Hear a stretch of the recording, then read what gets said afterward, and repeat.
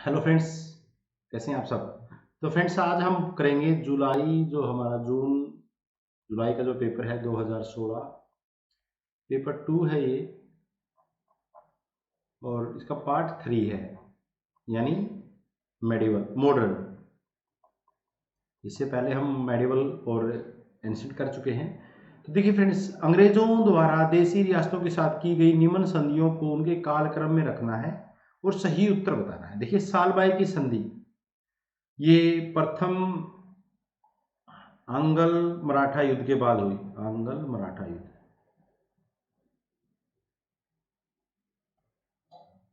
सिंधिया ने ये संधि करवाई। और ये कब हुआ था? 1775 से लेकर 1782, यानी संधि कब हुई? 1782 में।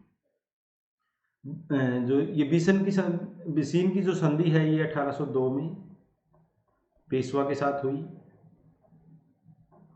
ना। पेशवा ने सहायक संधि स्वीकार कर ली ना, पेशवा ने सहायक संधि स्वीकार की।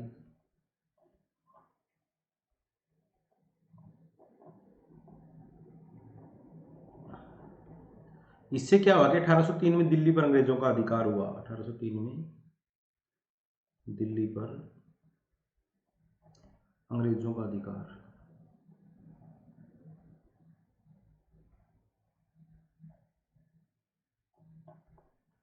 श्रीरंगपट्टनम की संधि आप जानते हैं कि जो तीसरा आंग्ल मैसूर युद्ध हुआ, तीसरा आंग्ल मैसूर युद्ध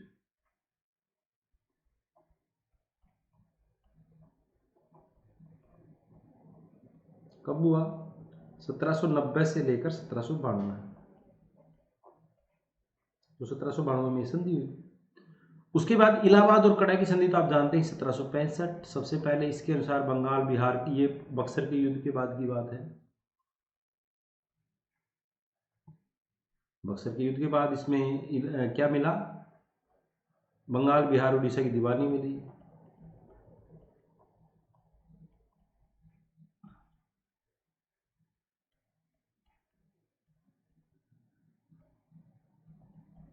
ठीक है, तो अब उत्तर क्या आया, सवाल ये बनता है। और एक और मैं बता दूं, ये जो संधि है ना आंग्ल मैसूर युद्ध के बाद, कार्नवालिस ने ये कहा था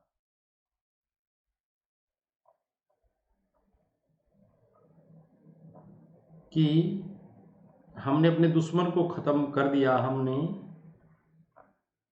अपने दुश्मन को, मतलब थोड़ी सी इसकी वो लैंग्वेज इधर उधर हो सकती है, दुश्मन को पूरी तरह खत्म कर दिया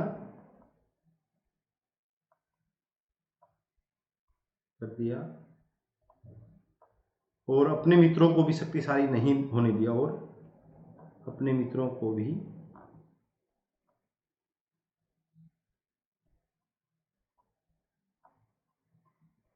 शक्तिशाली नहीं होने दिया।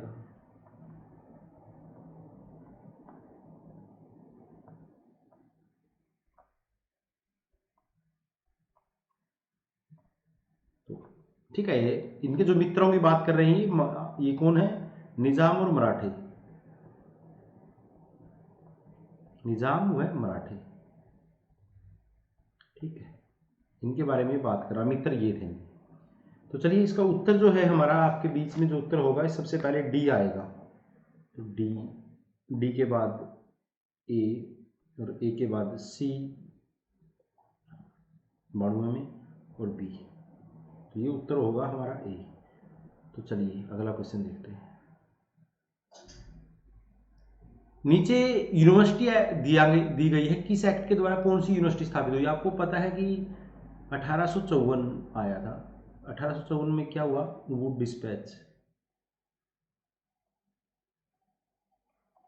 वुड डिस्पैच को भारतीय शिक्षा का मैग्ना कार्टा कहा जाता है।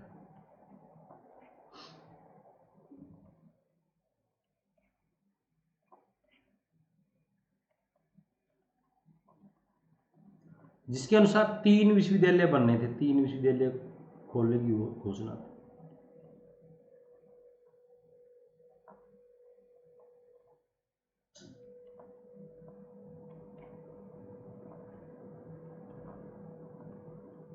घोषणा 1857 में खोले जाएंगे ना। तो कौन से विश्वविद्यालय खुले? उनमें एक मद्रास में, एक सबसे पहले कलकत्ता में खुला। कलकत्ता सबसे इम्पोर्टेंट था, पहला नंबर कलकत्ता का। दूसरा नंबर बम्बई में खुला, उसके बाद तीसरा नंबर मद्रास में खुला। देखो कहाँ कहाँ है ये। इसमें 24 जनवरी 1857 कलकत्ता, है ना। और उसके बाद 28 जुलाई 1857 बम्बई, एंड 5 सितंबर 1857 मद्रास, है ना। ठीक है, ये ध्यान में रखना, ही बहुत इंपॉर्टेंट क्वेश्चन है, तो उत्तर हमारा सी होगा। ये शब्द किसने कहे थे? जब तक लाखों लोग भूखे और अज्ञान में जी रहे हैं, मैं हर उस व्यक्ति को विश्वासघाती मानता हूं जिसने उनकी मतलब उनके कह लीजिए कि उनके सहारे शिक्षा प्राप्त की और आज उनकी दशा की ओर कोई ध्यान नहीं देते। ये किसने कहा था? ये स्वामी विवेकानंद ने कहा था। स्वामी विवेकानंद को आप जानते ही हैं, जो शिकागो धर्म सम्मेलन के लिए जाने जाते हैं, तूफानी हिंदू थे, 1893 में। और इन्होंने क्या शुरू किया था? तो 1893 में शिकागो में उसमें गए थे। और इसके बाद इन्होंने क्या किया? इनको सुभाष ने इनको क्या कहा था? सुभाष चंद्र बोस ने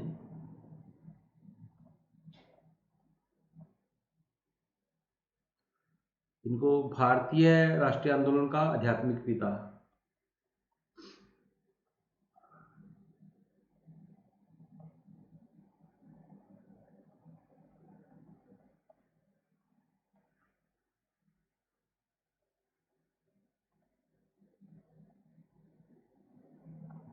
रामकृष्ण मिशन की स्थापना की इन्होंने।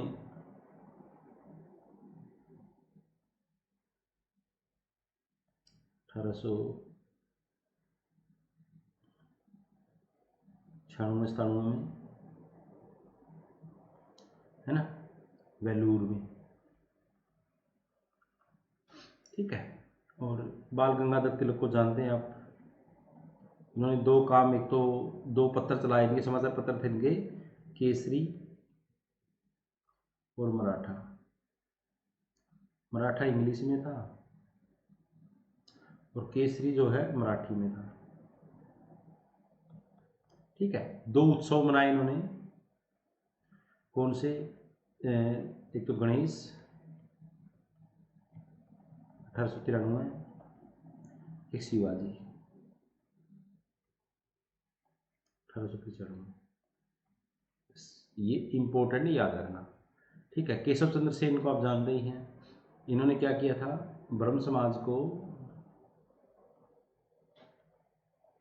अखिल भारतीय बनाया।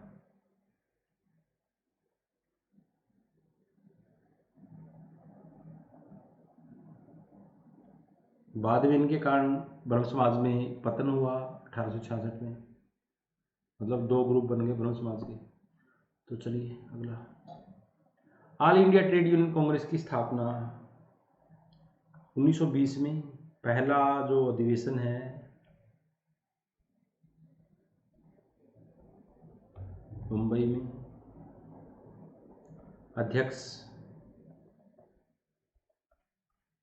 लाला लाजपत राय।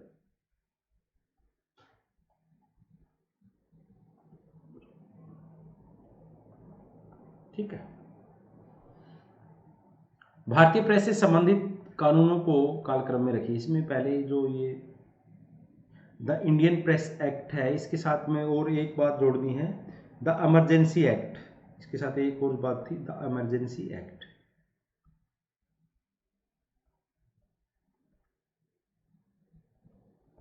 ठीक है। तो कौन कौन सा कब कब हुआ? ये ऑफिशियल सीक्रेट एक्ट है जो 1923। उसके बाद द इंडियन प्रेस एक्ट 1910। उसके बाद registration of the press act, ये 1867। और द इमरजेंसी है ये 1931। तो इसमें सबसे पहले उत्तर है हमारा सी। नहीं, नहीं, एक सेकंड, इस पे थोड़ा सा देखना पड़ेगा, इसने एक गलती किया है, इसकी टाइपिंग में गलती है। एक सेकंड देख लेते हैं ऑप्शन में गलती कैसे की है इसने। एक सेकंड।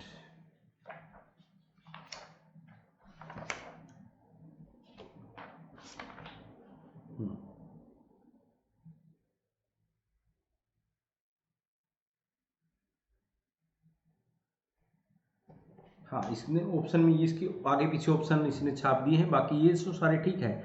इसका जो उत्तर बनेगा वो यही बनेगा कि सबसे पहले इसका आएगा 1867 सी, देन बी, और देन बी के बाद ए और डी, ये आएगा। इसने ये आगे पीछे कर दिए हैं तो उत्तर ये आएगा, है ना। और इसमें आपको एक बात और ध्यान रखनी, कई बातें देखिए, भारत में जो क्या हुआ था, भारतीय राष्ट्रीय प्रेस के जो जन्मदाता हैं भारत में, राष्ट्रीय प्रेस के जो संस्थापक हैं, के संस्थापक कौन थे?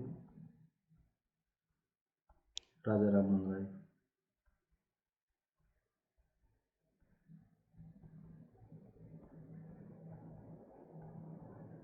ठीक है, उसके अलावा राजा राम मोहन राय के अलावा फिर क्या हुआ, भारत में जो कानून बने 1799 में, प्रेस पर पहला कानून बना, वेल्लेस्ली ने बनाया,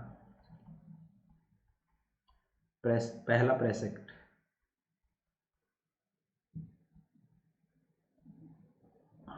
ठीक है, 1823 में दूसरा एक्ट आया, लाइसेंस एक्ट।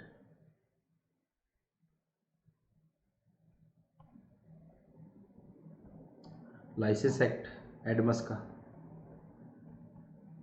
फिर सबसे जो खतरनाक एक्ट आया वो 1867 में आया, 1878 में, वर्नाकुलर प्रेस एक्ट।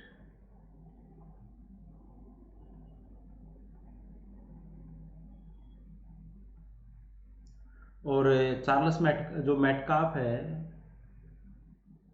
को प्रेस का मुक्तिदाता कहते हैं।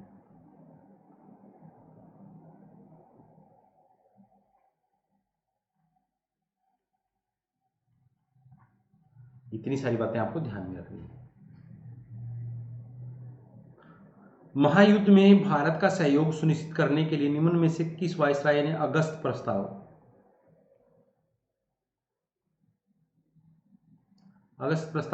पेश किया था? किसने ये अगस्त प्रस्ताव पेश किया? महायुद्ध में भारतीयों का जो सहयोग प्राप्त करने के लिए किसने लिया?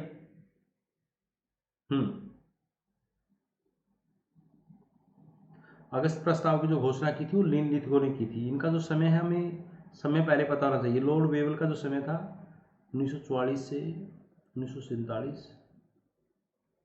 ठीक है, लॉर्ड हेस्टिंग्स का समय था इसका 1813 से 1823। और लॉर्ड लिनलिथगो का जो समय था, लिनलिथगो जो है, इनका जो समय था 1836 से 1844, सॉरी 1936 1944, और लॉर्ड माउंटबेटन 1947। अंतिम वायसराय थे, भारत के अंतिम वायसराय।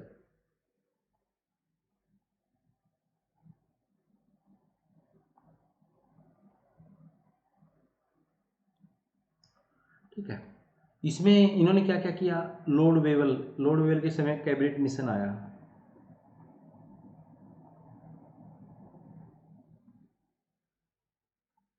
(1946). ठीक है, उसके बाद 1945 में वेवल योजना।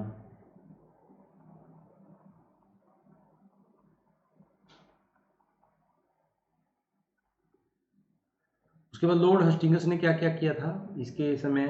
एक तो इसने नीति को बदला, रिंग फेंस की नीति की जगह, रिंग फेंस की जगह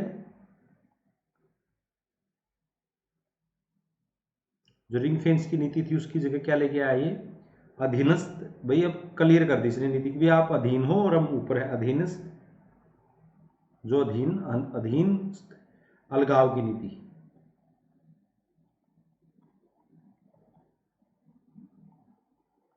ठीक है। और इसके दूसरा इसने क्या किया, एक और काम था इसका 1822 में बंगाल टेनेंसी एक्ट, बंगाल काश्तकारी अधिनियम।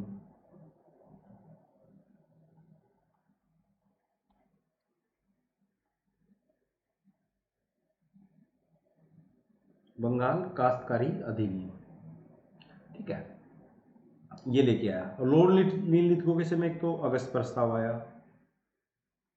जिसकी बात क्वेश्चन पूछ रहा है। दूसरा क्या आया था, क्रिप्स मिशन।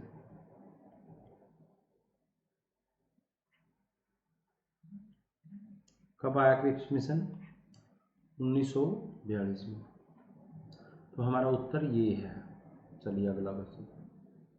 भारत ने किस राष्ट्र से कृषि क्षेत्र में विकास के लिए हरित क्रांति का जो आइडिया है वो लिया है, वो यूएसए से लिया है ना, किससे लिया है, वो यूएसए से ये आइडिया उन्होंने लिया है। ठीक है, तो ध्यान में रखना। हरित क्रांति के बाद जो भारत में एकदम से ये शुरुआत 1966 में हुई है ना, जिसके बाद भारत में जो गेहूं के जो उत्पादन में, उसको कहते हैं ना, गेहूं और चावल के उत्पादन में हरियाणा और पंजाब ने इस हरित क्रांति को कैच किया। और इसके जो भारत में इसके जो माने जाते हैं ना, जिसको श्रेय जाता है कि उसकी वजह से सफलता प्राप्त किसकी वजह से हुई, स्वामीनाथन, है ना। स्वामीनाथन की रिपोर्ट आपने सुनी होगी, है ना। स्वामीनाथन, MS स्वामीनाथन थे ये। ठीक है। और दूसरा एक अमेरिकी वैज्ञानिक भी था, अमेरिकी वैज्ञानिक का नाम भी था, अमेरिकी वैज्ञानिक थे, अमेरिकी कौन था, डॉक्टर नॉर्मन बोरलॉग।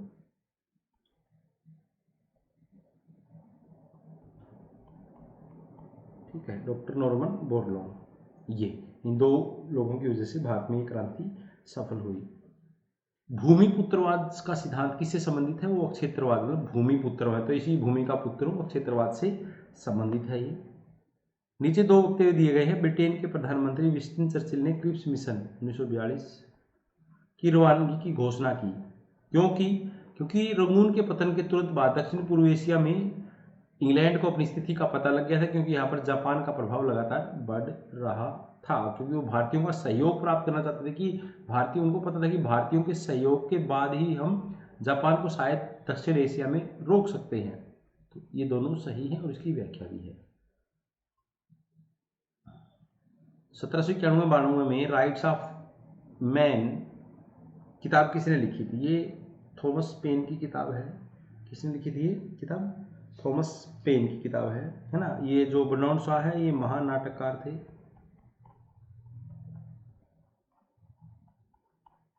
ठीक है। और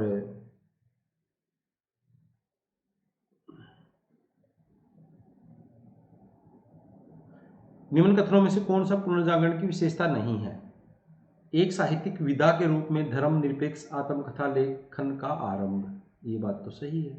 देसी भाषाओं में धर्म ग्रंथों के अनुवाद ने समाज में धर्मनिरपेक्षता की प्रक्रिया तेज की, ये भी बात सही है। पुनर्जागरण ने मानवीय विषयों में चर्च के प्रभुत्व को नहीं, चर्च के प्रभुत्व को तो खत्म करना था, है ना। इसमें परलोक की अपेक्षा यही लोग की सोच रही थी ना, इस समाज आज की सोच रही थी, कल की नहीं सोच रही थी ऊपर जाके क्या करेंगे। इसका टिकाऊ पाठ, इसका जो पाठ था वो क्या था, एक तो इसमें क्वेश्चन में मेरे को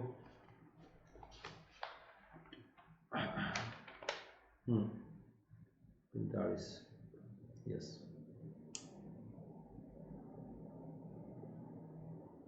हाँ, इसका टिकाऊ पाठ यही था कि ज्ञान की तलाश में मनुष्य के लिए है, और वह सिर्फ अधिकार नहीं कर्तव्य भी है ना। सबको ज्ञान प्राप्त करने का अधिकार ही नहीं, वो उसका कर्तव्य भी। ये बात सही है, तो हमारा उत्तर ये है। पुनर्जागरण मतलब पुनः जागना, है ना, प्रबोधन काल। ठीक है, जो यूरोप कहाँ से शुरू हुआ था, जर्मनी से शुरू हुआ था। जर्मनी से, इटली के फ्लोरेंस नगर से।